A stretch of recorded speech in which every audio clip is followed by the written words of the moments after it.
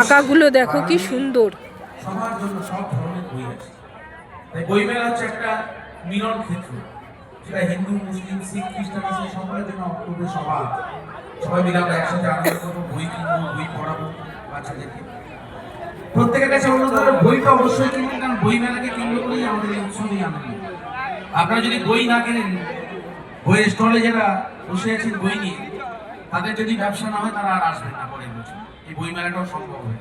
তাই প্রত্যেকে বলবো, অনুরোধ করবো হাত জোর করে যে আপনারা অতি অবশ্যই যে যার মতো করে যেরকম খুশি বই কিনুন আপনারা অতি অবশ্যই।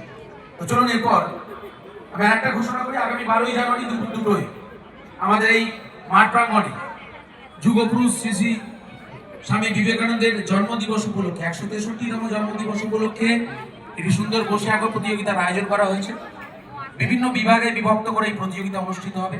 প্রত্যেককে আমন্ত্রণ জানাচ্ছি, আপনারা অতি অবশ্যই আমাদের এই আঁকা প্রতিযোগিতায় অংশগ্রহণ করবেন। সকলকে সাদর আমন্ত্রণ জানালাম। আর মঞ্চে এই মুহূর্তে সব রকমের বই আছে, সব রকম তারা নিজেদেরকে সাজিয়ে নেবেন। তারপর সঙ্গীতের বার্তা নিয়ে আসবেন কলকাতার এই মুহূর্তে ব্যস্ততম সঙ্গীত শিল্পী দেবাশিস দেব, তার কণ্ঠ সঙ্গীতের সম্ভার নিয়ে মঞ্চে আসবেন।